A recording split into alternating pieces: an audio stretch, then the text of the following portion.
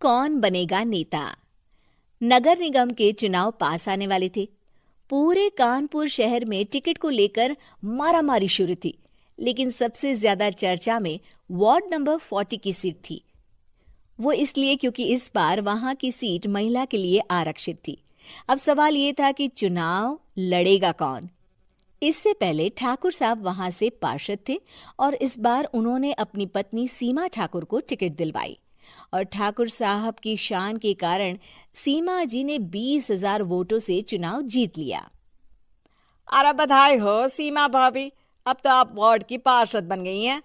अब तो हमारे काम आप ही करवाएंगी। अरे ये तो सिर्फ नाम की पार्षद बनी है, वो तो महिला सीट आ गई, वरना पार्षद तो मुझे ही बनना था।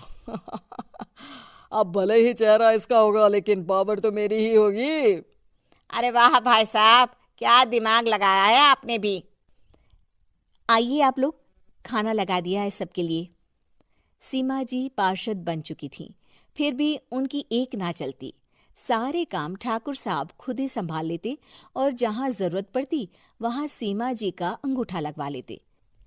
सीमा जी ज्यादा पढ़ी लिखी भी नहीं थी। एक दिन ठाकुर साहब और सीमा एक प्रोग्राम में जाते हैं।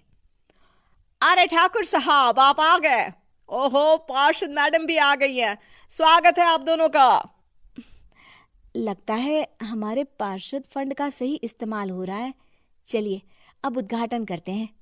ये लीजिए ठाकुर साहब कैची, आप ही सबसे पहले प्रवेश कीजिए।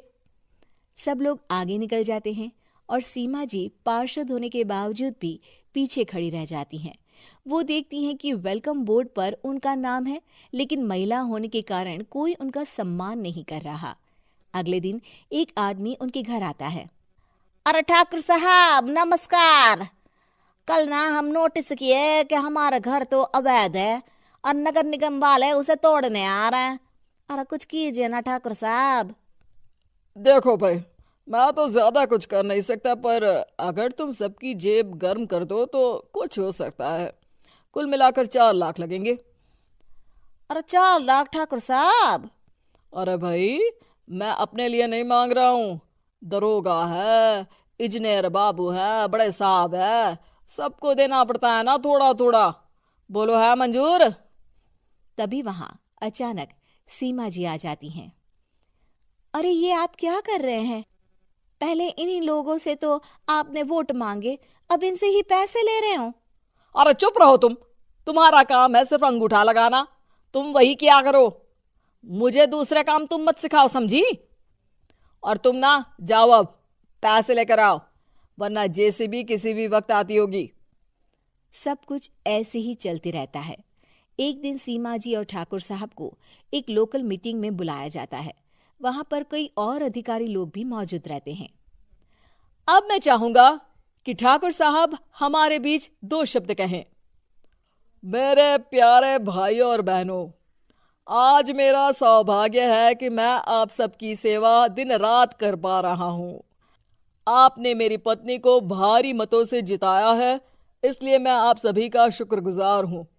मैं आप सबसे वादा करता हूं कि हमेशा की तरह हमारे वार्ड में किसी को कोई तकलीफ नहीं आने दूंगा। सभी लोग तालियां बजाने लगते हैं।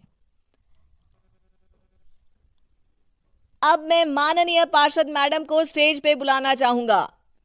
अपने नाम को बुलाया सुनकर सीमा जी एकदम चौंक जाती है।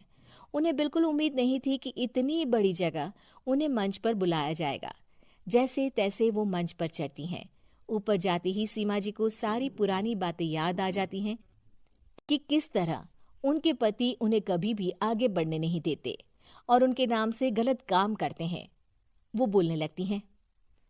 मैं आपके वार्ड की पार्षद सीमा हूं। आप में से बहुत कम लोग ही मुझे जानते होंगे, क्योंकि इससे पहले मुझे कभी ऐसा मौका ही नहीं मिला। सारे मौके मेरे पार्षद पति यानी आपके ठाकुर साहब ही लेते रहे, लेकिन आज ये मौका मुझे मिला है तो मैं इसे ऐसे ही नहीं जाने दूंगी। मैं आपको ये बताना चाहती हूँ कि आपके ठाकुर साहब मेरे नाम की आड़ में गैर कानूनी काम करते हैं, जिस पर अंगूठों के निशान मेरे होते थे। इसीलिए मैं अपनी गलती मानती हूँ और आज अपने पद से इस्तीफा देती हूँ, ताकि आगे से कोई गलत काम ना हो पाए। अब फैसला आप सबके हाथ में है कि आप हमें क्या सजा देना चाहते हैं। सीमा जी की बातें सुनकर ठाकुर साहब के चेहरे का रंग उड़ जाता है और वो शर्म से मुंह नीचा करके वहां से चले जाते हैं और पद से इस्तीफा देकर ही सही सीमा जी अपने आप में आत्मविश्वास